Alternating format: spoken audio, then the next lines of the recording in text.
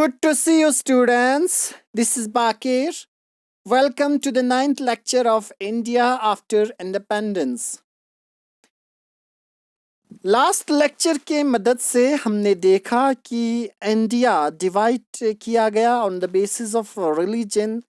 महात्मा गांधी के wishes and efforts के बावजूद भी नेशन तो बना, बट वन नहीं टू पार्टीशंस हुए। पार्टीशन ऑफ इंडिया जिससे दो देश बने, one is Hindustan and Pakistan. And इसकी वजह से हमें बहुत सारे राइट्स देखने को मिला on the name of Hindus and Muslims. अब सवाल ये थे कि क्या अभी भी कंट्री डिवीजन चाहते थे on the basis of language. Both prime minister Nehru and deputy prime minister Vallabh Bhai Patel were against the creation of linguistic states. दोनों प्राइम मिनिस्टर नेहरू और deputy prime minister Vallabh Bhai Patel दोनों अगेंस्ट थे क्रिएशन ऑफ लिंग्विस्टिक स्टेट्स। एक तो नेहरू और दूसरा वल्लभ भाई पटेल, ये दोनों अगेंस्ट था state banana on the basis of language. After the partition, Nehru said disruptionist tendencies had to come to the fore. To check them, nation had to be strong and unite. Partition के बाद नेहरू ने कहा कि जो डिसरप्शनिस्ट tendencies had to come in fore, और इसको check करने के लिए नेशन को स्ट्रॉन्ग और यूनाइट होना होगा। R S Patel put it, और पटेल ने कहा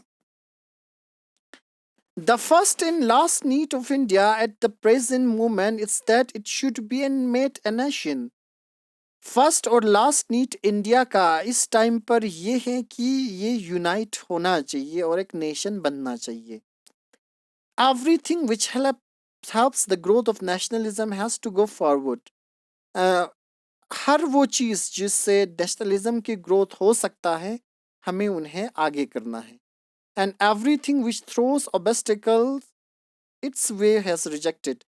अगर ऐसी चीज़ें जो कि ऑब्स्टेकल खड़ा कर रहा है, हमें पूरी तरह से रिजेक्ट करना है। कहने का ये मतलब है कि ऐसी चीज़ें जो लोगों के अंदर नेशनलिज्म को ग्रो कर सकता है, हमें बिल्कुल मानना चाहिए और एग्री और फॉरवर्ड करना चाहिए। ऐसी चीज़ें जो ऑब्स्टेकल खड़ा कर सकता है, पूरी तरह से हमें रिजेक्ट करना होगा।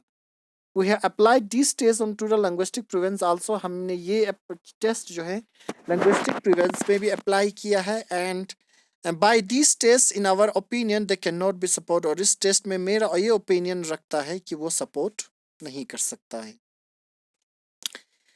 That the Congress leaders would now go back on their promise create a great disappointment. अब इससे जो है कांग्रेस लीडर जो है अब वो अपने प्रॉमिस पर वापस जा सकता है और वो एक बहुत बड़ा डिसअपॉइंटमेंट क्रिएट कर सकता है। The Kannada speaker, Malayalam speaker, Marathi speaker had all looked forward to having their own state. उनका मानना था कि Kannada speaker, Malayalam speaker, Marathi speaker सब लोग इस चीज़ को देख रहे हैं कि उनका अपना एक स्टेट हो। The strongest protest, however, come from the Telugu speaking district, what was known as Madras Presidency.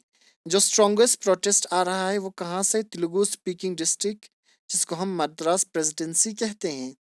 When Nehru went to the campaign there during general election 1952, he was met with black flag slogans demanding we want Andhra. जब Nehru ji campaigning करने गए general election 1952 में, वो एक वहाँ पर उनको black flag दिखाए और साथ में स्लोगन जो है डिमांड कर रहे थे वी वांट आंध्रा, यानी हमें आंध्रा चाहिए।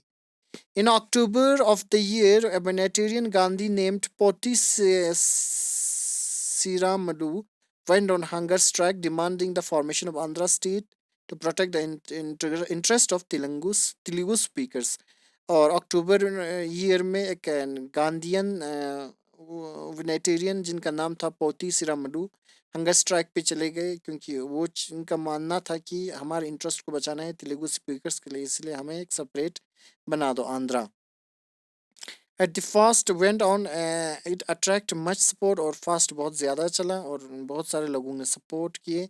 हड़ताल and bandhs were observed in many towns, hartal और बंस जो है बहुत सारे टाउन्स में देखे गए। सो स्टूडेंट्स, मैं आज का सो दिस इज पोती सिरामलू, ये फास्टिंग में डाइट किए क्योंकि इसने तेलुगु स्पीकर्स के लिए काफ़ी लड़ा था for separation of separate state.